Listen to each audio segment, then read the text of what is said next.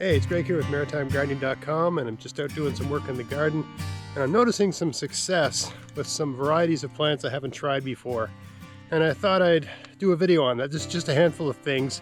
You know, every year when we buy our seeds or transplants or whatever, we have this dilemma. Do I stick with the thing I know will work, or I try something new?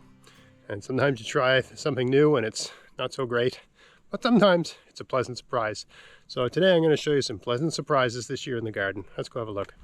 So first off is this little gem pearl lettuce. This is a kind of romaine lettuce, and I direct seeded these in this bed. I've been harvesting them a lot, right? Because we're getting into July, and for me, you know, once you get to July, it's, you know, if you planted this lettuce, I don't know, we planted this maybe first week of April or something, right?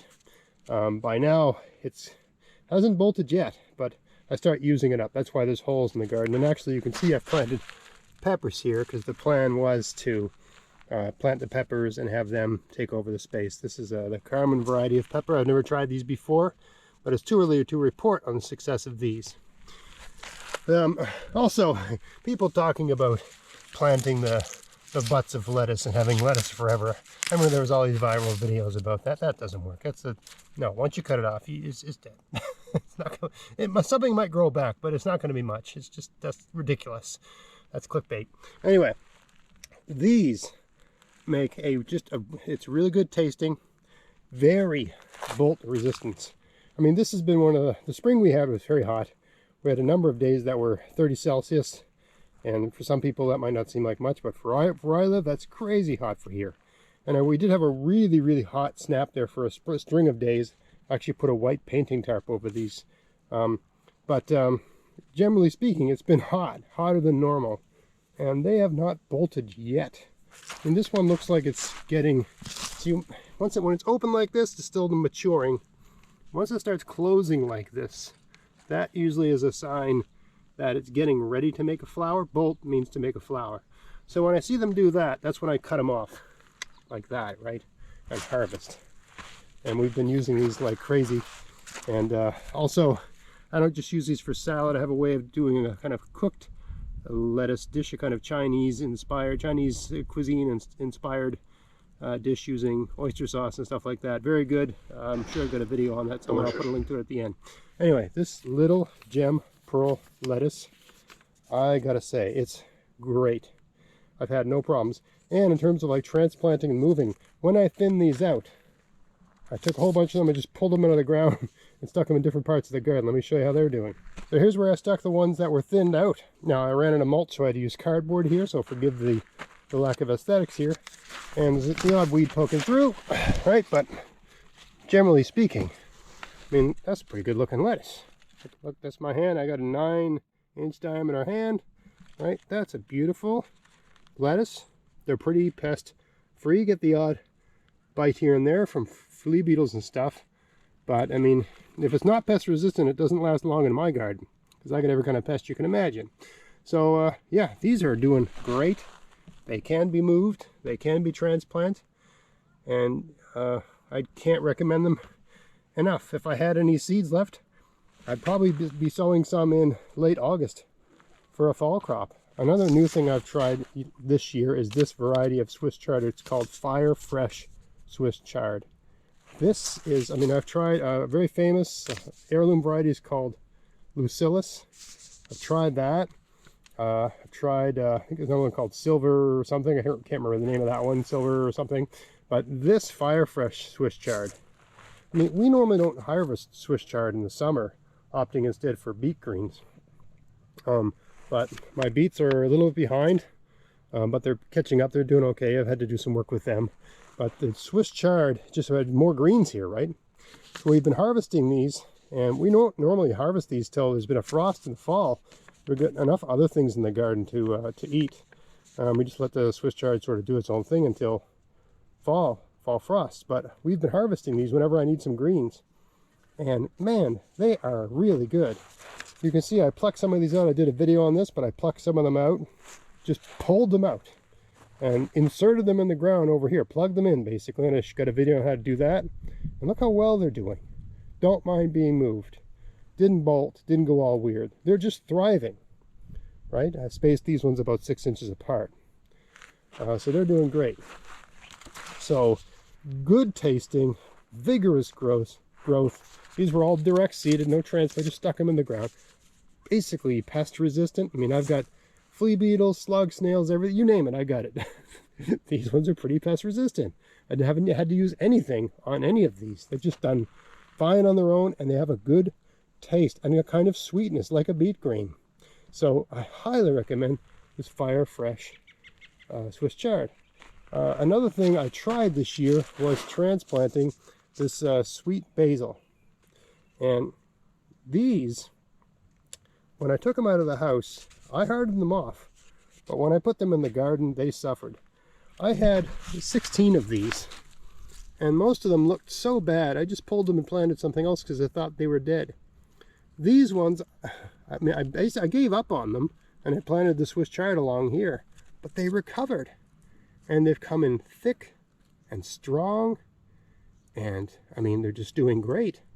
So I would do these again, but I would start the transplants maybe a bit later and extend the hardening off process. I don't think I'd put them out until middle of June. I think I put these out at the beginning of June. I think I'd wait even longer. I don't think they like the cold soil. I mean, I moved these out the same time I moved my tomatoes. Tomatoes are doing just fine, but I think these are so fragile, they don't like it. But look how thick and healthy they look.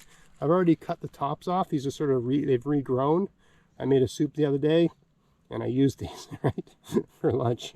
But I wish I had 16 of these now, because they're really, I can just touching the leaves, and my face is about 2 feet from this plant, and I can smell them from here, right? So this is a great variety of basil. Just to show you the tomatoes, they're doing great. Did not suffer the way the basil did. This is a new variety of tomato as well, but I mean, the plants look good, but what I care about is the taste. And it's too early to tell you about that, so I'm not going to talk about these or the variety or anything. We'll do that later on when I've got some actual tomatoes. Another thing I tried this year was these Tokyobana mustard greens. Now, these are not pest resistant. Slugs, snails, flea beetles, like all of these crucifers, cold crops, you know, these mustard relatives, they're all not very pest resistant. If I was diligent in spraying them with, I like to use Safer's Endol. I think if I came out and gave them a shot twice a week, it'd be a lot better. But I'm just too lazy. This bed here was supposed to be, all of it was supposed to be basil. You can see the couple I didn't pull, and they're doing so well, right? So these were like, there's another basil, right? It's almost growing up like a weed. But this whole thing was supposed to be basil, so these were an afterthought. And they're doing pretty good, but they are not pest resistant, but they're vigorous anyway. Finally, something new. And this isn't something you can get from, I don't believe, my show's sponsor, Vessi. Everything else I've shown you can get from Vessi Seeds, but not this. There's a store, I can't remember what it's called now, but there's a store where I live. It's called like the New Asian Market or something like that. And they had a little garden center outside of it, and they were selling this callaloo. And my wife, her family is from Jamaica. She grew up eating callaloo. So, and I've had it. I've been in Jamaica and I've had callaloo, and I like it. It's a kind of, it's related to spinach. It's an amaranth. And as far as I understand it, it's kind of a, unlike others like spinach, normal spinach, not normal spinach, but you know, the kind of spinach we grow here. Once it gets hot, it just goes to flower and it's no good anymore. This is a hot country green.